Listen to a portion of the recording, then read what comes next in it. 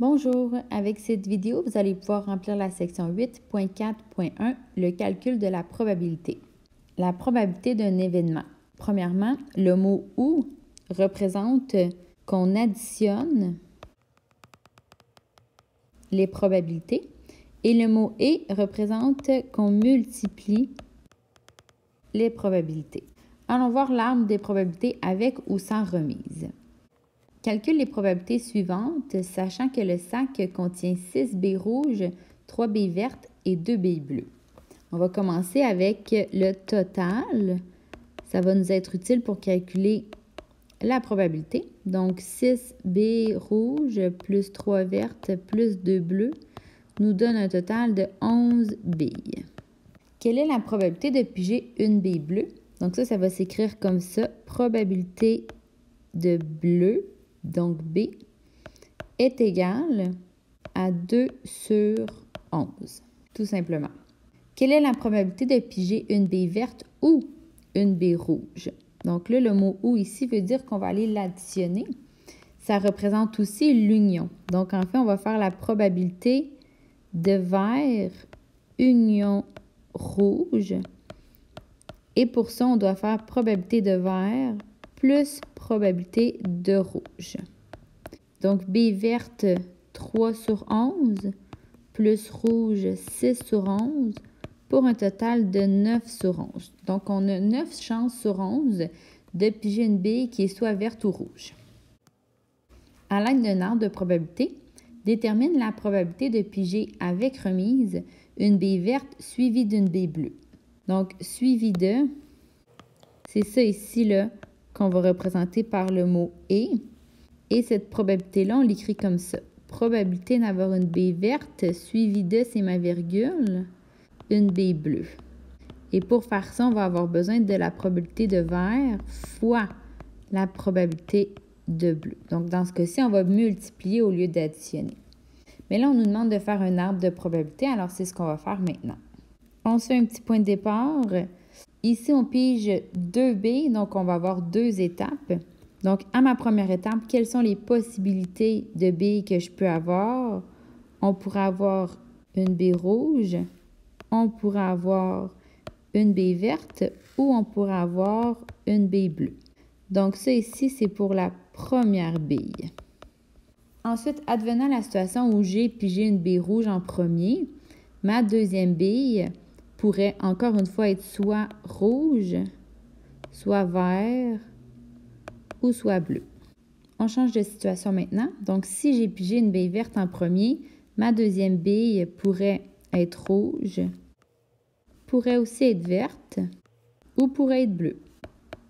Finalement, si je pige une bille bleue en premier, bien la deuxième pourrait quand même être rouge ou verte ou bleue.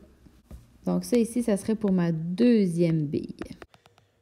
Jusqu'à maintenant, tout ce qu'on a, c'est des possibilités. Ça sera un arbre de possibilités. Pour rendre cet arbre-là un arbre de probabilité, on doit aller ajouter les probabilités justement sur chaque branche. Quelle est la probabilité de piger une bille rouge en premier? Sachant que j'ai 6 billes rouges, ça serait 6 sur 11. Une bille verte, 3 sur 11. Une bille bleue, 2 sur 11. Et là, ma situation ici est avec remise. Donc, je pige ma première bille, je regarde la couleur, je la remets dans le sac et je repige une autre bille par la suite. Donc là, pour la deuxième pige, ma quantité de billes reste identique, donc les probabilités vont aussi être identiques. Alors, pour le rouge, on a toujours 6 chances sur 11. Pour le vert, 3 sur 11. Pour le bleu, 2 sur 11. Et ça reste comme ça pour toutes les branches. Nous, on s'intéresse à la probabilité de piger une bille verte en premier et ensuite une bleue. Donc, en fait, ça serait que cette situation-là se produise ici. Et ça nous amène au résultat vert suivi de bleu, comme ça.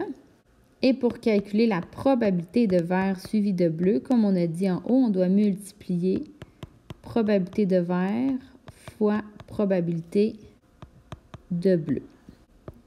Nos probabilités sont 3 sur 11 pour la bille verte fois 2 sur 11 pour la bille bleue. Et ça nous donne un total de 6 sur 121. On continue les exemples. Toujours à l'aide d'un arbre de probabilité, détermine la probabilité de piger sans remise une baie rouge suivie d'une baie bleue, sachant que le sac contient 6 baies rouges, 3 baies vertes et 2 baies bleues. Donc, la situation est identique. Par contre, ici, on indique que c'est sans remise. Et on veut la probabilité d'avoir une baie rouge suivie d'une baie bleue. Donc, ça ici, c'est la probabilité d'avoir rouge suivi de bleu. On va encore une fois multiplier les probabilités ensemble parce qu'on veut que les étapes se suivent et on veut une baie rouge et une baie bleue. Donc, on multiplie. On demande encore une fois de faire un arbre de probabilité. Donc, c'est exactement le même arbre. Par contre, les probabilités vont changer. Donc, on va tracer le même squelette. Une fois que c'est fait, on va ajouter maintenant les probabilités.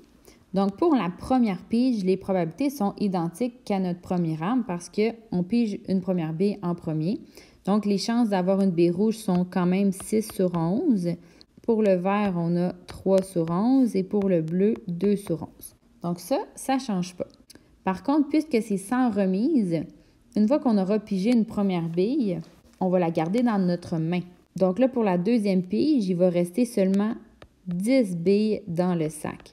Donc là, toutes mes probabilités tombent sur 10. Et maintenant, je dois faire aussi attention à qu'est-ce qui a été pigé en premier. Donc, si j'ai pigé une bille rouge et que je voudrais piger une deuxième bille rouge tout de suite après, bien là, la bille rouge, au début, j'en avais 6. Mais si j'en ai pigé une et que j'en ai gardé une dans mes mains, il m'en reste juste 5. Donc, on baisse à 5 sur 10. Par contre, les vertes, puisque j'ai pigé une baie rouge en premier, les baies vertes restent encore à 3 sur 10 et les bleus à 2 sur 10. Ensuite, ici, on tombe au vert. Donc, le rouge n'a pas été utilisé, alors j'ai mes 6 billes sur 10. Mais là, le vert, j'en avais 3 au départ, j'en ai pigé une, il m'en reste 2 sur 10. Et le bleu, 2 sur 10. Et même principe, donc, si on a pigé une bille bleue en premier, donc ça veut dire que les rouges, il en reste encore 6. Les vertes, il en reste encore 3. Et les baies bleues, bien là, si j'en avais 2 au départ, j'en ai une dans mes mains, il m'en reste seulement une sur 10. On s'intéresse à la probabilité de rouge suivi de bleu. Donc là, on a cette branche-là, rouge suivi de bleu. Donc le résultat s'écrit comme ça, rouge suivi de bleu. Si on veut la probabilité de rouge suivi de bleu, on doit multiplier la probabilité de rouge fois la probabilité de bleu, sachant qu'on a pigé une baie rouge en premier. Donc, on a 6 sur 11 fois 2 sur 10.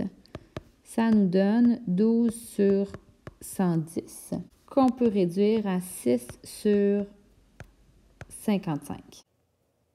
Dernier exemple. À l'aide du même arbre de probabilité, détermine la probabilité de piger sans remise au moins une baie rouge.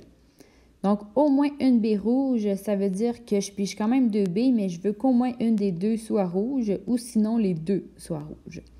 Donc là, on va avoir plusieurs probabilités qu'on va devoir aller additionner ensemble.